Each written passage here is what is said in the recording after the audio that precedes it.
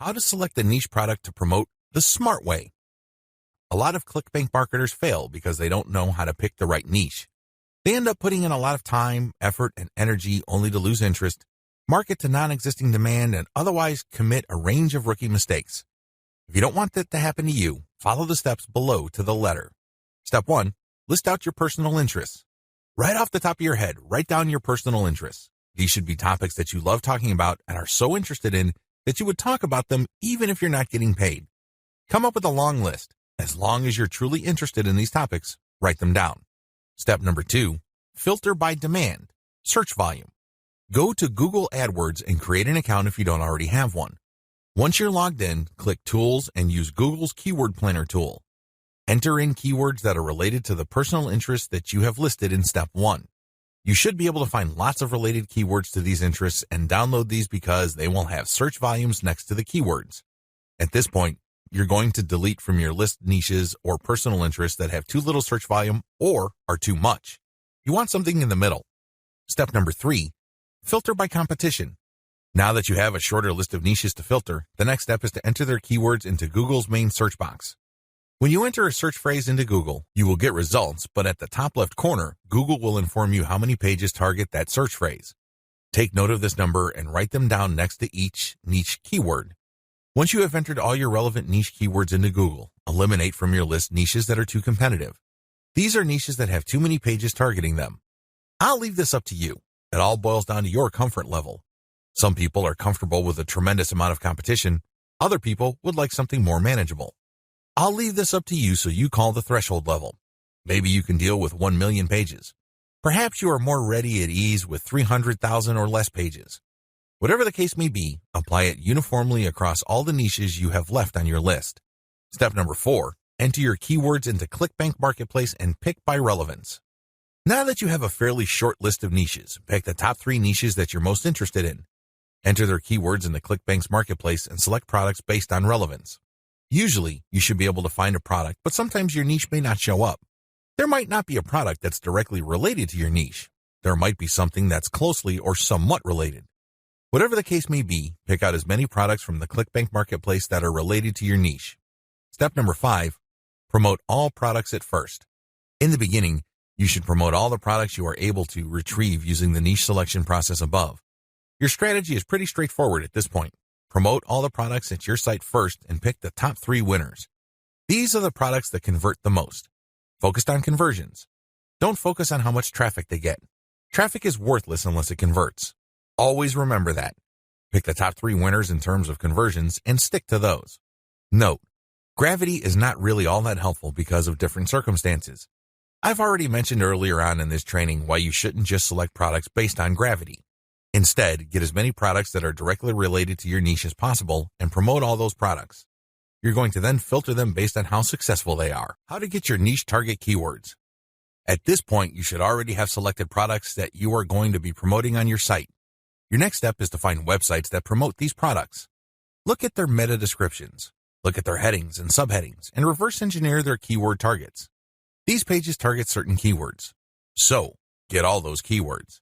Next, use Google's Keyword Planner tool again to find even more keywords related to these products. At the end of this process, you should have a long list of pages full of keywords that are related to the products that you are promoting. What are you going to do with your keywords? You're going to use these keywords to find places on the internet to promote your 3-layer content marketing system. You are also going to use these keywords to help guide you through the content creation process. You're going to incorporate some of these keywords into the content that you produce. Also, you're going to be using these keywords to find Quora questions that you're going to answer. You're also going to use these keywords to turn them into questions that you will publish on Twitter. Quora Answer Marketing. What follows is a step-by-step guide to marketing on Quora. I've already described what Quora is and how it works in the overview section. If you need a refresher, check video 3 once again to get a clear understanding of what Quora is, how it works, as well as its advantages and disadvantages. In this video, I'm going to step you through the process of how to promote on Quora. Step number 1, use your niche keywords to get questions regarding your niche. At this point, you should have a long list of keywords. These are keywords that are directly related to the products that you have selected. Enter these keywords into Quora's search box. You should be able to retrieve at least some questions related to your niche. Step number 2, Filter questions based on how they fit your level 1 materials. At this point, you should also have your 3-layer content system set up. The first layer is a blog post that informs the reader regarding the problems that they have and the range of solutions, as well as a common sense guide on what to do and what not to do. The layer 2 material that you produce must talk about a particular category of solutions and why they're better than other solutions out there. The layer 3 that you produce uses a comparison of the different products that you have found through ClickBank. I hope that much is clear, so if you haven't done that yet, go ahead and do that. The key here is that your content must answer key questions that your audience members would have in mind when looking for solutions. Also, your content must answer those questions. In step 2 of Quora Answer Marketing, you have to filter all the questions that you have found on Quora in terms of how well they fit your level 1 material. If there are not enough questions that directly fit, you might want to hire a virtual assistant to create questions for you. Of course, they're going to have to use many accounts. They need to switch among different accounts to make it look legit. Regardless, you need to populate Quora with questions that are directly related to your niche and which are directly answered by your layer 1 or layer 2 materials. Step number 3, answer 10 to 15 questions before answering your first niche-related question. If you're going to be using your main account on Quora to answer questions, you have to be very careful. You can't just answer all questions that are directly related to your niche and forget about everything else. If anybody wanted to ban you, they just need to look at your answers and they would see a clear pattern. It's obvious that you were just answering only a certain type of question and dropping your link all over the place. That's a dead giveaway. Don't do that. Instead, answer 10 to 15 questions across a wide range of topics before answering a question that is directly related to your niche. Step number 4, answer your niche-related questions this way. Throughout my years of marketing on Quora, I've noticed certain patterns that grabbed more eyeballs and produced more results. Your answers should fit the following pattern. First, you need to answer the question directly. Read the question several times. What are they asking? What are they not asking? Are there any limits to the answers that they're looking for? Next, quote materials from your resource. If you're going to be dropping a link to your layer 1 content, quote a block of text from that content and explain why it is relevant.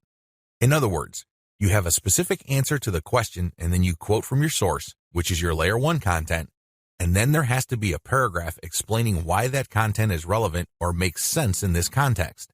After you've done that, you include a link to your layer 1 or layer 2 content and claim that this is your source. If you do this right, you're not going to get banned. Also, if you do this right, people who read your answer are more likely to click through. Step number 5, answer 10 to 15 questions before answering your next niche-related question. This is a big deal. You can't just answer only questions related to your niche. You're going to be too obvious when you do that. I suggest that you answer 10 to 15 other unrelated questions in a wide range of unrelated niches. When you answer these questions, drop links randomly. This is curated content that answers their questions and are extremely helpful. These links are not related to your niche. When you do this, you build authority. You begin to look like a legitimate and bona fide member of the Quora community. Step number 6, drop your target link 15% of the time and do not copy and paste. It's really important to establish a healthy ratio of linked posts on Quora. As I keep repeating, when administrators check your account, they must not see a clear pattern. You must throw them off. Your account must look legit. Your account must look like the account of somebody who truly likes helping people by answering their questions. How do you do this? Only 15% of your total posts link to your own pages. The rest link to other third-party content or do not have links at all. Also, none of your posts are simple copies and pastes of each other. You're not just using some template over and over again. If you are able to do this and you are able to maintain a 15% ratio, you probably will not get banned for spamming. I can't guarantee anything, but the chances of you getting banned are going to be lower than people who just drop a link every time they post. Comment on blog posts that use Facebook comments. Here's the step-by-step directions you need to follow for this marketing technique. Step number 1, use your targeted keywords in Google to find blog posts that use the Facebook Comments plugin. Use this search parameter, your keyword or key phrase here, plus Facebook Comment plugin. Of course, modify that search string with your specific keyword. You use one keyword at a time. I know you have a lot of keywords on your list. Do unique searches for each one of your keywords using that string, and you should be able to retrieve a lot of results on Google. Step number 2, go through each result and filter them based on relevance to your layer 1 content. Click through each and every result. Read each post. Does it make sense to comment on this post and refer to your Layer 1 content? Is there a strong enough connection? If the answer is yes, then copy and paste that result to a separate file and keep filtering your results. At the end of this process, you should have a long list of blog posts that use the Facebook comment plugin that are related enough to your niche. Given this topical similarity, it's easier to post your link on your responses to these posts. Step number 3, answer issues raised by the blog post. It's very important to signal to whoever wrote the blog post you're commenting on that you actually read their post. This means you're going to avoid posting, "Hey, good job," or "I love this post," or other similar garbage. Instead, you're going to repeat some of what they said and explain your understanding of it. Then, you're also going to raise issues with them or raise questions. You may not agree, and say so. After you do that, raise key points that are related to your Layer 1 content, and then quote a segment of your content and then post a link. Done properly, your comment is not going to look like spam.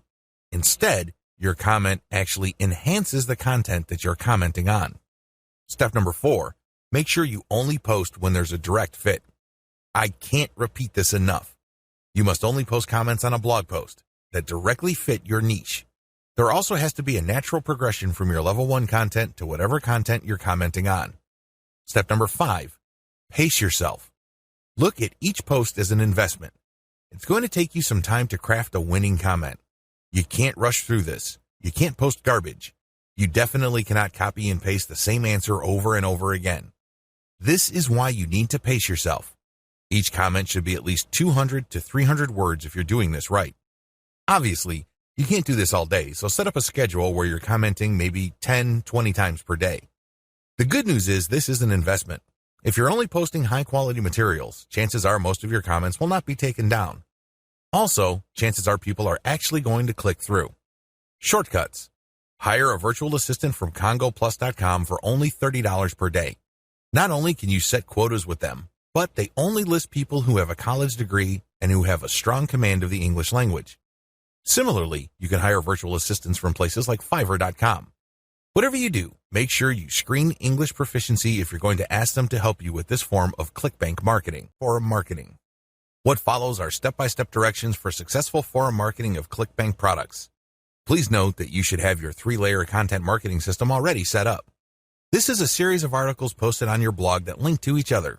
You have to have these already. These are not only targeted to your keywords, but they also compare different clickbank products in your niche. Look at the 3-layer content marketing portion of this training to get the inside scoop on how to set this up. Step-by-step directions for clickbank forum marketing. Step number 1, use Google to get a massive list of forums in your niche. Now that you have a massive list of keywords related to the products that you're going to be promoting, as well as your niche, enter these keywords one by one into Google to look for forums. You're not looking for blog posts. You're not looking for Quora questions. You're not looking for places to post Facebook comments on. Instead, you're looking for actual forum discussions, or better yet, forums that are directly targeting your niche.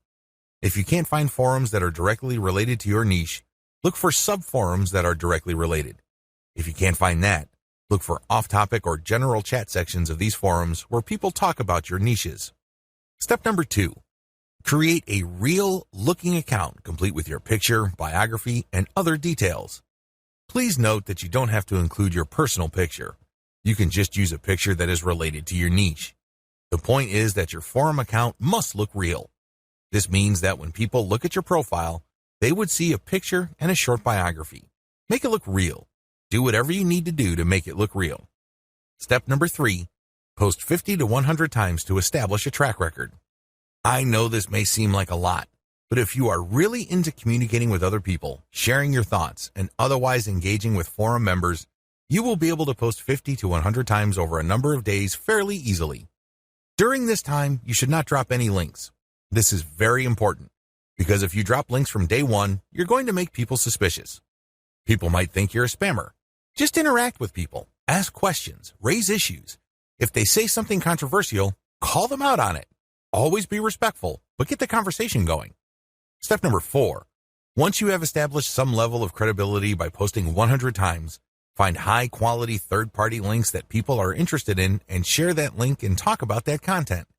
You're sharing this material to get a conversation going.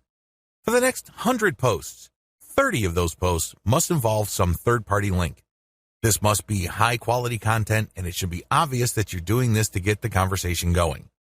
Do not post the same link over and over again. Also, use many different sites. Don't just use one. You should not create a pattern where it's very easy to see that you are there to promote.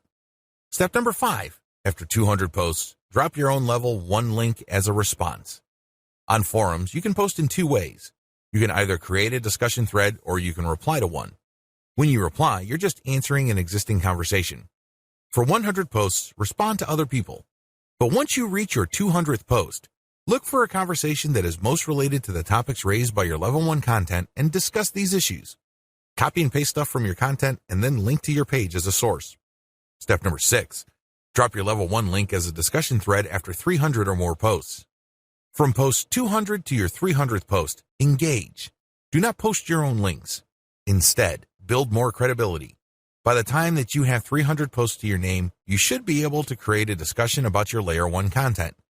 I hope you understand how this works. Follow this sequence. Otherwise, you're going to be dismissed as a spammer. Resist the temptation of just dropping links and leaving. That's not going to help you.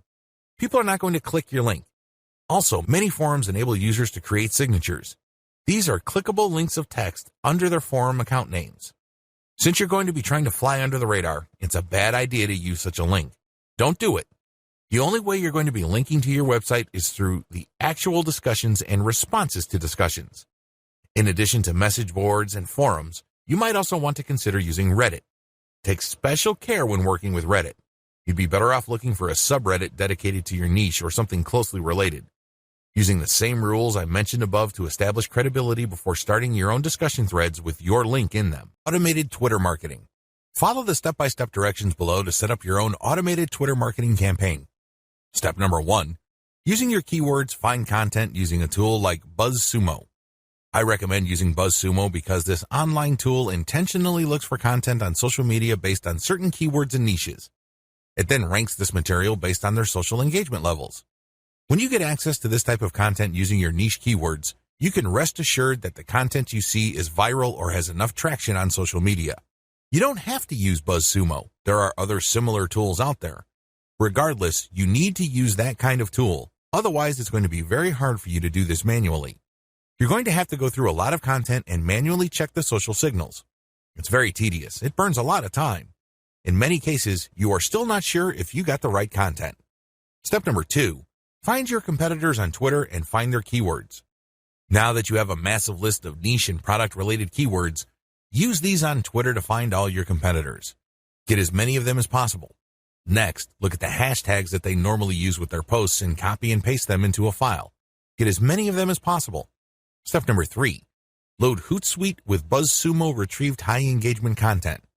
Now that you have a massive list of highly viral content in your niche, you load them up into Hootsuite or some other auto-publication and scheduling tool and auto-publish with your target hashtags.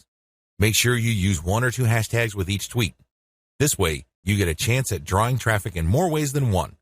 In addition to the third-party content that you are scheduling for publication using Hootsuite, you should also rotate in your Layer 1, Layer 2, and Layer 3 content.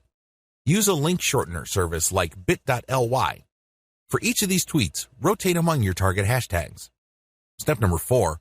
Follow your competitors' most active real followers. While Hootsuite and Social Oomph or some other auto-publishing tool you are using runs in the background, you should manually look at your competitors and look at who is following them. Go to those accounts and pay attention to the activities of those followers. If it's obvious to you that these followers are active and truly interested in your niche, follow them. The strategy here is pretty simple. On Twitter, a certain percentage of people will automatically follow you back when you follow them. Not everybody does this, but around 20 to 30% of people will do this. The key here is to create a following of not only active real followers, but people who are truly interested in your niche.